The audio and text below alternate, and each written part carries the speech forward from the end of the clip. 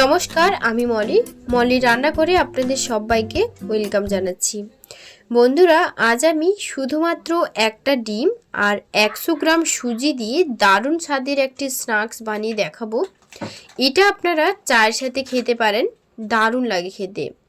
আবার আপনারা চায়ের সাথে ছাড়াও শুধুমাত্র এমনিতেও কিন্তু খেতে খুব সুন্দর হয়। বাচ্চা থেকে বড় সবার পছন্দ হবে আজকের এই রেসিপিটি। মাত্র একটা ডিম দিয়ে আপনারা এভাবে বানিয়ে 15 থেকে 20 দিনের মতো স্টোর করতে পারেন। ভিডিওটা শেষ অবধি দেখুন, আশা করব খুব ভালো লাগবে। তো রেসিপিটা বানানোর জন্য এখানে আমি একটা বোলের মধ্যে প্রথমে নিয়ে নিচ্ছি শুধুমাত্র একটা ডিম। তারপর এর মধ্যে দিয়ে দেব চিনির গুঁড়ো, 4 চামচের মতন চিনির গুঁড়ো এর মধ্যে অ্যাড করতে হবে। আর এখানে আপনারা চিনির গুঁড়ো যদি না থাকেন তাহলে দানাদার চিনিটা এর মধ্যে অ্যাড করবেন। আমি এখানে ডিমের মধ্যে যাতে খুব সহজে মিশিয়ে যায় তার জন্য এখানে গুঁড়ো চিনিটাই অ্যাড করেছি।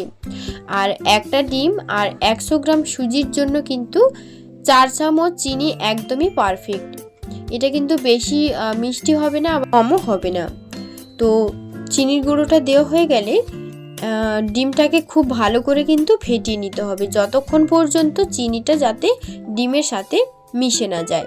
আর যদি দানাদার চিনি হয় তাহলে কিন্তু সেটাকে বেশ কিছুক্ষণ ধরে ডিমের সাথে ফেটাতে হবে। তো খুব ভালো করে যখন ডিমের সাথে চিনিটা একদম ভালোভাবে গলে যাবে তারপর এর মধ্যে সুজি অ্যাড করতে হবে। তো আমি কিন্তু এখানে সামান্য পরিমাণ লবণ দিয়ে দিলাম, এতে করে টেস্টটা আরও ভালো আসে। লবণ দেওয়ার পর আপনারা দেখতেই পাচ্ছেন আমি একটা কাঁটা চামচের সাহায্যে বেশ খানিকক্ষণ ধরে 7 থেকে 8 মিনিট এটাকে খুব ভালো করে ফেটিয়ে নিচ্ছি। তো এই যে দেখুন খুব ভালো করে কিন্তু ফেটানো হয়ে গেছে। এখন আমি এর মধ্যে দিয়ে দেবো সুজি। এখানে আমি 100 গ্রামের মতন সুজি নিয়েছি। আর এই সুজিটা কিন্তু আমি পুরোটা দেবো না, 100 গ্রামের মতো সুজি এর মধ্যে অ্যাড করব। সুজিটা দেওয়া হয়ে গেলে হাত দিয়ে এটাকে খুব ভালো করে মেশাতে হবে। আর একটা ডিম যেহেতু এখানে অ্যাড করেছি তার জন্য 100 গ্রাম সুজি আমি এখানে অ্যাড করেছি। তবে আপনারা যদি 100 গ্রামের বেশি এখানে সুজিটা অ্যাড করেন তাহলে সেক্ষেত্রে 2টো ডিমেরই প্রয়োজন হতে পারে। তবে প্রথমে কিন্তু একটা ডিম নিয়ে দেখে নিতে পারেন। তো বন্ধুরা দেখুন ডিমের সাথে সুজিটা খুব ভালো করে মিশিয়ে নেওয়ার পর সুজিটা কিন্তু ঠিক এই পর্যায়ে এসেছে। আর এটা কিন্তু একদমই ব্যাটার যুক্ত হবে না, একটু শক্ত শক্ত থাকবে। এই যে দেখুন যেভাবে আমি মাখাচ্ছি সেইভাবেই কিন্তু হবে। তো এটাকে ভালো করে মাখিয়ে নেওয়ার পর এটাকে আমি 10 থেকে 15 মিনিটের জন্য ঢাকা দিয়ে রেখে দেব, যাতে করে সুজিটা যেহেতু একদমই দানা দানা, এই ঢাকা দিয়ে কিছুক্ষণ রেখে দিলে সুজিটা একটু নরম হয়ে যাবে। তো বন্ধুরা আজকের এই রেসিপিটা ভীষণ সুন্দর একটা রেসিপি, আপনারা অবশ্যই একবার হলেও এইভাবে ট্রাই করে দেখবেন, খুব সুন্দর হয় খেতে। তো 10 থেকে 15 মিনিট পর ঢাকনাটা খুলে নিচ্ছি। খুলে নেওয়ার পর দেখুন একদমই কিন্তু শক্ত হয়ে গেছে। আর এর মধ্যে কিন্তু একদমই জল দেওয়া যাবে না, জল কিংবা দুধ যাই বলুন না কেন কোনোটাই কিন্তু দেওয়া যাবে না, শুধুমাত্র ডিম দিয়ে কিন্তু এটাকে বানাতে হবে। তো 10 থেকে 15 মিনিট পর হাত দিয়ে একটু আপনাদের দেখিয়ে দিচ্ছি যে স্ন্যাক্সটি বানানোর জন্য এটা পারফেক্ট হয়েছে কিনা। তো এই যে দেখুন বন্ধুরা একদমই কিন্তু পারফেক্ট হয়েছে। আর দেখুন একদম কিন্তু শক্ত শক্ত হয়ে আছে। স্ন্যাক্স বানানোর জন্য কিন্তু এটা পারফেক্টলি রেডি। তো এখন এটাকে ছোট ছোট বলের মতন করে নিয়ে গোল গোল শেপ কিংবা চৌকো শেপ কিংবা লম্বা শেপ করে দিয়েও কিন্তু যে যার যেমন শেপ তৈরি করবেন সেইভাবে এটাকে তৈরি করে নিতে হবে। তো প্রথমে খুব ভালো করে এটাকে একটু মিশিয়ে নিতে হবে। ভালো করে একটু মিশিয়ে নেওয়ার পর এটাকে আমি একটা বোলের আকারে সামান্য একটু নিয়ে বোলের আকারে তৈরি করে নিচ্ছি। এই যে দেখুন এবার ভালো করে গোল করে নেওয়ার পর একটু প্রেস করলে কিন্তু এটা চ্যাপ্টা হয়ে যাবে। আর আপনারা যে যেমন শেপ পছন্দ করেন সেইভাবে এটাকে বানিয়ে নেবেন। হাত দিয়ে একটু প্রেস করলে কিন্তু এটা একটা শেপ হয়ে যাচ্ছে। তো চারপাশটা যখন একটু ফেটে যাবে চারপাশটা একটু হাত দিয়ে গোল করে দিতে হবে, শেপটা যাতে ঠিক থাকে। তো দেখুন বন্ধুরা আমার কিন্তু একটা স্ন্যাক্স একেবারেই রেডি। তো ভালো করে চারপাশটাকে একটু শেপ দিয়ে নেওয়ার পর দেখুন একটা কিন্তু একদম রেডি। এই যে একটা কিন্তু একদমই রেডি। এবার একটা পাত্রের মধ্যে রেখে দেব।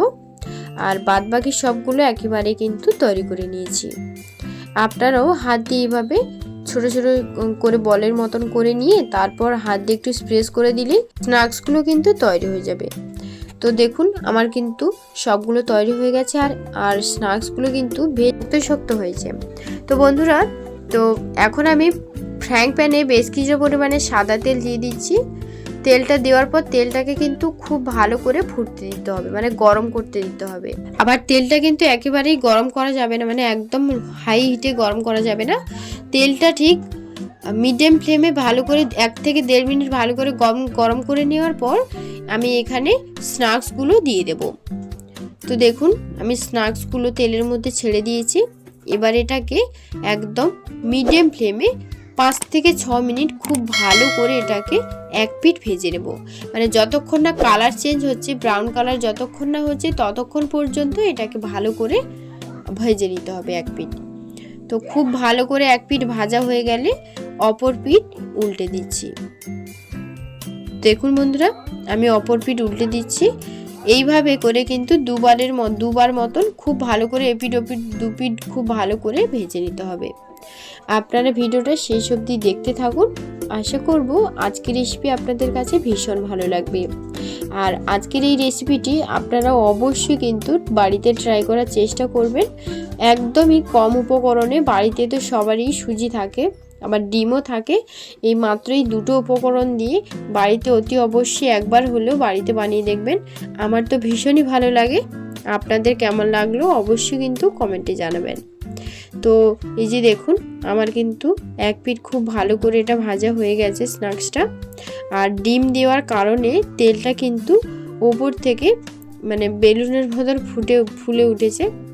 তো যাই হোক, এটা কিন্তু খুব ভালো করে দু পিঠ ভাজা হয়ে গেছে, মানে একদম শক্ত ভাবটা হয়ে আছে। ঠিক এই পর্যায়ে আমি ফ্লেমটাকে হাইতে করে দেব। আর ফ্লেমটাকে হাইতে করে দিলেই কালার কিন্তু একদমই চেঞ্জ হয়ে যাবে, যেহেতু মানে স্ন্যাক্সগুলো প্রথমে একদম মিডিয়াম ফ্লেমে ভালো করে ভেজে নিয়েছি। এবার ফ্লেমটাকে হাইতে করে দিয়ে 1 থেকে 1.5 মিনিটের মতো রাখলেই কিন্তু এপিঠ ওপিঠ 2 পিঠ কিন্তু ভাজা হয়ে যাবে। তো ফ্লেমটাকে এখন আমি হাইতে করে দিয়েছি। হাইতে করে দেওয়ার পর এটাকে একদমই রেখে দিয়েছি ভালোভাবে ভাজা হওয়ার জন্য। তো দেখুন আমার কিন্তু 5 থেকে 7 মিনিট পর এটা খুব ভালো করে ভাজা হয়ে গেছে। আর যেহেতু আমি এখানে হাই ফ্লেমে রেখেছিলাম তার জন্য ডিম দেওয়ার কারণে তেলটা কিন্তু ভীষণই মানে সাদা ফেনা ভাবটা চলে এসেছে ডিম দেওয়ার কারণে। আর এদিকে স্ন্যাক্সগুলো কিন্তু একদমই ভাজা হয়ে গেছে। এবার তেল ঝরিয়ে খুব ভালো করে স্ন্যাক্সগুলোকে তুলে নিতে হবে। তো পরপর করে আমি সব স্ন্যাক্সগুলো একেবারেই তুলে নেব। আর পরবর্তী পর্যায়ে যেগুলো আছে সেগুলোকেও একইভাবে ভেজে নেব।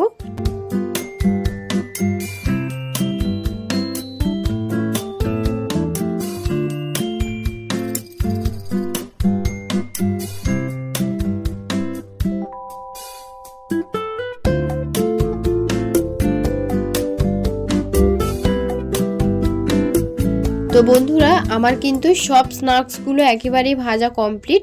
পরবর্তী পর্যায়ে যেগুলো ছিল সেগুলোও কিন্তু ভাজা হয়ে গেছে। আর একটা স্ন্যাক্স আমি আপনাদের ভেঙে দেখিয়েছি, আপনারা দেখেই নিশ্চয়ই বুঝতে পেরেছেন যে এটা কতটা খাস্তা হয়েছে। দারুণ লাগে এটা খেতে। আপনারা অবশ্যই একবার হলেও ট্রাই করবেন, খুব সুন্দর হয় খেতে। আর এটাকে বানিয়ে 15 থেকে 20 দিনের মতনও কিন্তু রাখা যেতে পারে। তো বন্ধুরা, ভিডিও ভালো লাগলে অবশ্যই কিন্তু চ্যানেলটিকে সাবস্ক্রাইব করবেন। Thank you.